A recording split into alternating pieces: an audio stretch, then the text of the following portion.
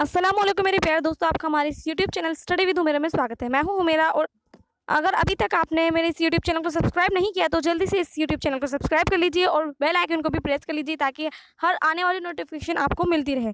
तो चलिए स्टार्ट करते हैं। आज हम क्लास 9 की ज्योग्राफी की बुक से चैप्टर 3 पढ़ेंगे अफवाह जिसका। तो चलिए स्टार्ट करते हैं।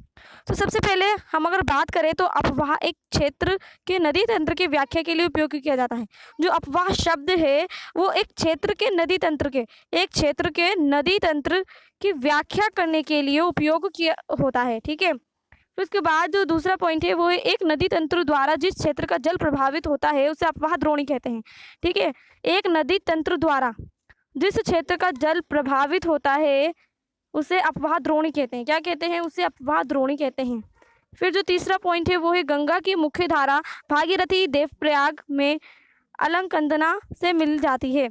जो गंगा की प्रमुख धारा है वो भागीरथी देवप्रयाग में अलकनंदा से मिल जाती है। ठीक है। फिर उसके बाद जो फोर्थ पॉइंट है वो है हरिद्वार में गंगा पहाड़ों को छोड़कर मैदानी क्षेत्र में प्रवेश करती है।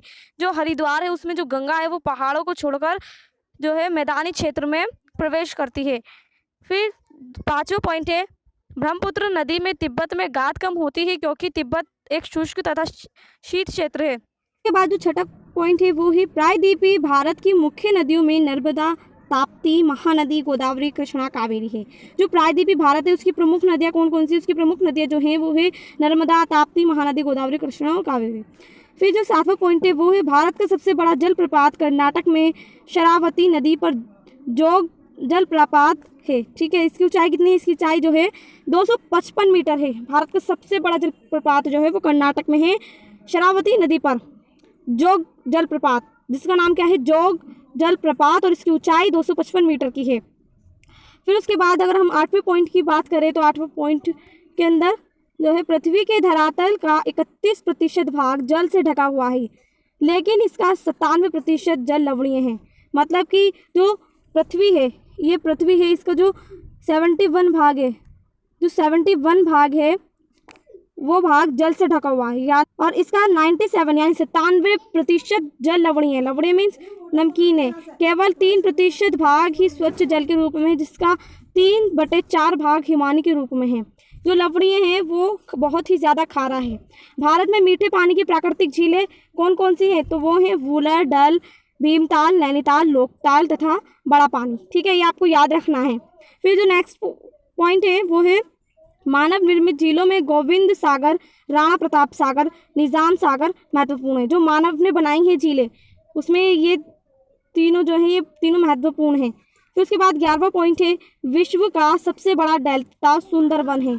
यानी पूरे वर्ल्ड का सबसे बड़ा डेल्टा कौन सा है? सबसे बड़ा डेल्टा जो है वो सुंदरवन है।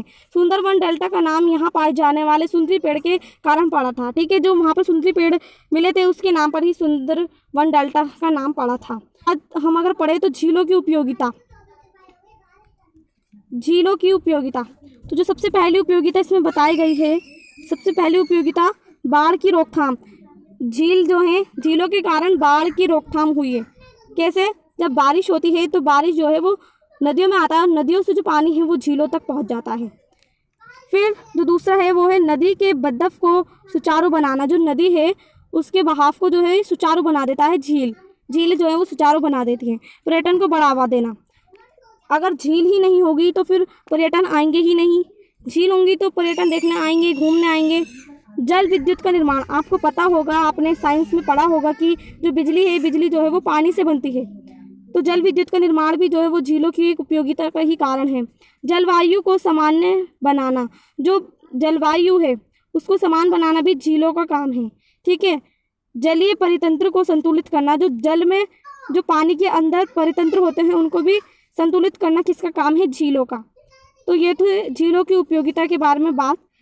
भारतीय नदियाँ, तो भारतीय नदियाँ कौन कौन सी हैं? भारतीय नदियाँ जो हैं उनको कितने भागों में डिवाइड करा गया है? भारतीय नदियों को 2 भागों में डिवाइड करा गया है, हिमालय की नदियाँ और प्रायद्वीपीय की नदियाँ। जो हिमालय की नदियाँ हैं उनको 3 नदी तंत्र में डिवाइड किया गया है। पहला है सिंधु नदी तंत्र, दूसरा है गंगा नदी तंत्र, तीसरा है ब्रह्मपुत्र नदी तंत्र। और प्रायद्वीपीय नदियाँ जो हैं उनको द्रोणी के रूप में वर्गीकृत किया गया है। तो पहला है नर्मदा द्रोणी, दूसरा है पानी द्रोणी, फिर गोदावरी द्रोणी, महानदी द्रोणी, कृष्णा द्रोणी और कावेरी द्रोणी। ये सारी द्रोणियाँ हैं, ये आपको याद करनी है। भारत की नदियाँ जो है उसको दो भागों में बांटा गया है, हिमालय नदी और प्रायद्वीपीय नदियाँ। और जो हिमालय नदियाँ हैं उसके अंदर जो है 3 तंत्र पाए गए हैं और प्रायद्वीपीय 6 द्रोणियाँ पाई गई हैं। अगर हम बात करें तो कुछ प्रायद्वीपीय नदी द्रोणियों की महत्वपूर्ण जानकारी के बारे में पढ़ लेते हैं।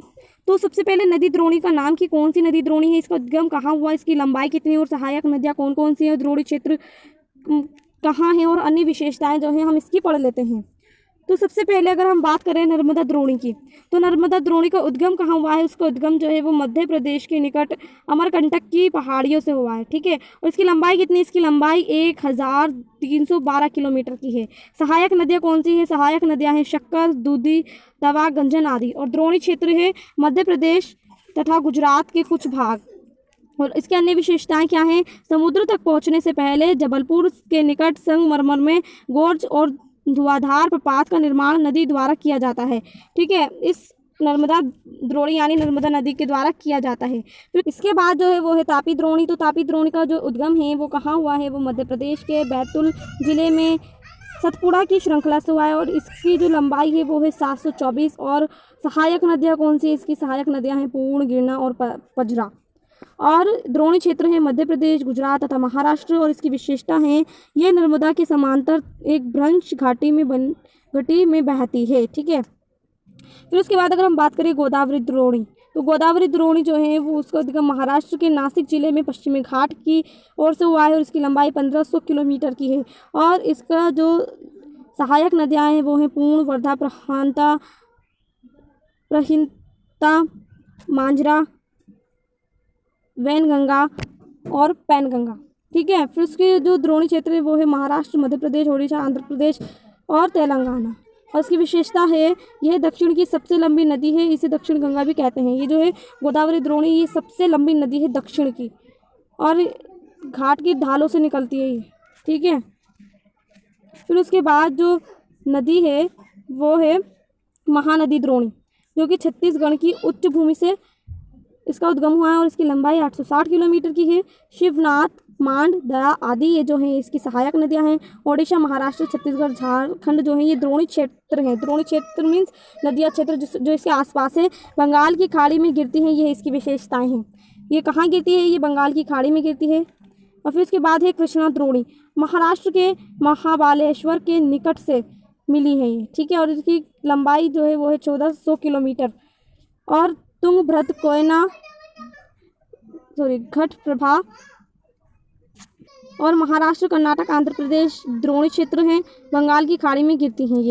ये भी बंगाल की खाड़ी में ही गिरती हैं। फिर उसके बाद जो है वो है कावेरी द्रोणी, पश्चिमी घाट के ब्राह्मी श्रृंखला से इसका उद्गम हुआ है। 760 किलोमीटर की इसकी लंबाई है। अमरावती, भवानी, हेमावती तथा काबिनी जो हैं ये इसकी सहायक नदियाँ हैं। तमिलनाडु, केरल तथा कर्नाटक ये इसके द्रोणी क्षेत्र हैं। कुद्दलूर के दक्षिण में बंगाल की खाड़ी में गिरती हैं ये, ठीक है। ये आपको याद रखना है। एक अंक वाले प्रश्न देख लेते हैं। तो एक अंक वाले प्रश्न में सबसे पहला प्रश्न जो है वो है पर्वत या उच्च भूमि जो पड़ोसी अपवाह द्रोणियों के एक दूसरे से अलग करती हैं उसे देश कहते हैं। तो क्या कहते हैं उसको जल विभाजक कहते हैं। जो पर्वत या उच्च भूमि या फिर जो पड़ोसी अपवाह द्रोणी हैं उन दोनों को एक दूसरे से अलग करती हैं उसको जल विभाजक कहते हैं। जो दूसरा क्वेश्चन है वो है दक्षिण गंगा किस नदी को कहते हैं। जो दक्षिण गंगा है वो किस नदी को कहते हैं, तो वो गोदावरी नदी को कहते हैं। ये पहले मैं ना चुकी हूँ। फिर उसके बाद जो तीसरा क्वेश्चन है वो है निम्न में से कौन सी नदी अरब सागर में गिरती है और ज्वारन दमुख का निर्माण करती है। तो कौन सी नदी है जो अरब सागर की ओर गिरती है, वो है नर्मदा। फिर फोर्थ क्वेश्चन है वो है धुआंधार प्रपात किस नदी के द्वारा बनाया जाता है। तो किस नदी के द्वारा बनाया जाता है धुआंधार प्रपात, यानी नदी के द्वारा बनाया जाता है धुआंधार प्रपात। फिर उसके बाद जो 5 क्वेश्चन है वो है 5th क्वेश्चन, सबसे बड़े मीठे पानी की झील कौन सी है। तो ये मैंने आपको पहले भी बताया था, वूलर झील है। फिर उसके बाद जो 6ठा क्वेश्चन है वो है अंतर्देशीय खारे पानी की झील कौन सी है। तो कौन सी है, वो है सांभर झील। फिर वो क्वेश्चन है खारे पानी की झील जो समुद्र से बालू अवरोधों जीवों के कारण बनती है उसे डैश कहते हैं। तो उसको क्या कहते हैं, तो उसको जो है लैगून कहते हैं। क्या कहते हैं, लैगून। ये आपको याद रखना है। फिर उसके बाद जो 8वां क्वेश्चन है वो है बिहार का शोक किस नदी को कहते हैं। तो शोक जो है वो कोसी नदी को कहा गया है। 9th क्वेश्चन है हिमालय से निकलने वाले प्रमुख नदी का नाम बताइए। तो हिमालय से जो नदी निकली है वो कौन सी है, वो प्रमुख नदी जो है वो है गंगा। फिर उसके बाद जो 10वां क्वेश्चन है वो है सिंधु नदी का उद्गम स्थल क्या है। सिंधु नदी का उद्गम स्थल जो मैंने अभी आपको पढ़ाया था, सिंधु नदी जो है वो मानसरोवर झील से उसका उद्गम हुआ है। फिर जो 11वां क्वेश्चन है वो है किस स्थान पर गंगा प्रवर्ती भाग में मैदानी भाग में प्रवेश करती है, तो कौन से, हरिद्वार। फिर उसके बाद जो 12वां क्वेश्चन है वो है प्रायद्वीपीय उच्च भूमि से आने वाली गंगा की सहायक नदियाँ डैश और डैश हैं, तो क्या और क्या हैं, चंबल, बेतना या फिर सोन। इन दोनों में से कोई एक लिख सकते हैं, चंबल, बेतना या सोन। ठीक है। 13वां क्वेश्चन है वो है ब्रह्मपुत्र नदी किस राज्य से भारत में प्रवेश करती है, तो किस, अरुणाचल प्रदेश। ठीक है, अरुणाचल प्रदेश से जो है वो प्रवेश करती है भारत के अंदर ब्रह्मपुत्र नदी। फिर उसके बाद अगर हम मैप की बात करें तो आप देख सकते हैं भारत का मैप दिखाया गया है, जिसके अंदर सबसे पहले जो है मुख्य नदियाँ और झीलें दिखाई गई हैं। इसमें सबसे पहले जो है ऊपर हिमालय आप देख सकते हैं, कश्मीर से सिंधु नदी निकल रही है, वुलर झील और बहुत सारी नदियाँ हैं। इन पूरे ये जो पूरा का पूरा मैप है इंडिया का, इस पूरे के पूरे मैप में आपको झीलें ही झीलें और नदियाँ ही नदियाँ दिखेंगी। आप इसको अच्छे से कर लेना, बहुत सारी नदियाँ हैं और बहुत सारी झीलें हैं, इनमें से कोई भी एक पेपर में पूछ ली जाती है। और फिर इसके बाद जो दूसरा मैप है, दूसरे मैप में आपको प्राकृतिक वनस्पति दिखेंगे। प्राकृतिक वनस्पति हैं जिसके अंदर आपको छोटा सा ये चार्ट देखने को मिल जाएगा, जो ब्लैक कलर का है उसमें है वर्षा वन। तो कौन सा है, जैसे ये है और ये है, और अगर मैं आपको दिखाऊं तो आप देख सकते हैं ये वाला जो है वर्षा वन यहाँ पर है, यहाँ पर है और यहाँ पर है, यहाँ पर है, यहाँ पर है। जो ब्लैक कलर के आपको दिख रही हैं सभी वर्षा वन है। ठीक है, जहाँ पर वर्षा वन पाए गए हैं यहाँ पर ज़्यादा बारिश होती है। और फिर जो दूसरा है वो है उष्णकटिबंधीय पर्णपाती वन, जो कि ये हैं, और जो वाइट वाले क्षेत्र हैं यहाँ पर। उसके बाद जो तीसरा है वो है पर्वतीय वन, जहाँ पर पहाड़ी इलाके में होती है।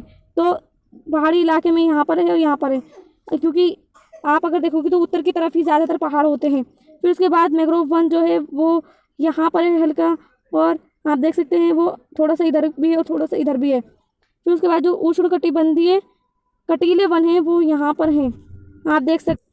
तो ये चैप्टर हमारा जो है यहीं पर समाप्त होता है। अगर आपको इस चैप्टर में ज़रा सा भी समझ में आया हो तो हमारे इस वीडियो को लाइक करिए, हमारे इस YouTube channel study with Humera को सब्सक्राइब करिए, और अगर कुछ भी डाउट कुछ भी पूछना हो तो आप मेरे से कमेंट करके पूछ सकते हैं, मैं उसका ज़रूर जवाब दूँगी। और अपने दोस्तों के साथ इस वीडियो को ज़रूर शेयर करिए। तो थैंक्स फॉर वॉचिंग।